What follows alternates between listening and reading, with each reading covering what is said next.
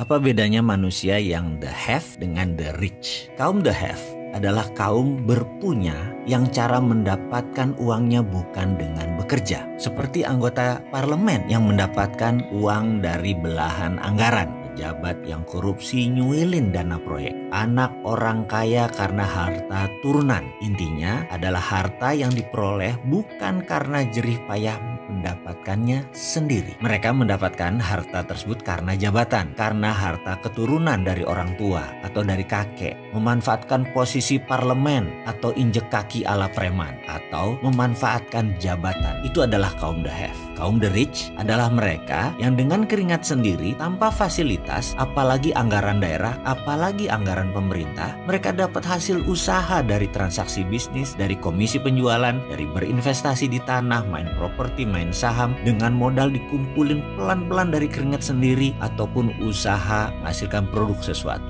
menghasilkan barang produksi yang menguntungkan. Coba sekarang kita lihat diri kita pada saat ini. Coba kita audit diri kita. Misalnya, rumah yang kita tinggali, kendaraan yang kita pakai. Adakah kontribusi orang tua kita? Adakah dikarenakan sewaktu menjabat kita menerima sesuatu dalam tanda petik? Atau anggaran perusahaan, anggaran pemerintah, anggaran proyek yang kita mainkan sehingga sebagian dibelah-belah masuk ke kantong sendiri atau masuk ke kelompok kita? Atau kita dapat dari komisi penjualan, dari hasil usaha, dari keringat sebagai karyawan, dari menabung, dari berinvestasi, atau dari membuka usaha sendiri. Saya yakin setelah kita mengaudit singkat, kita sudah bisa menentukan kita masuk kaum the have atau kaum the rich. Kita tidak perlu bahas berapa digit harta kita. Itu tidak diperlukan. Kita hanya ingin memastikan bahwa jika dengan jujur kita menghitung harta kita, kita bisa tahu di mana posisi kita. Apakah sekali lagi kita the have atau the rich? Kalau kita the have, cepet-cepet deh pindah ke golongan the rich. Karena setahu pengalaman saya pribadi, seberapapun besar aset Anda saat ini, kalau Anda didapatkannya dari the have,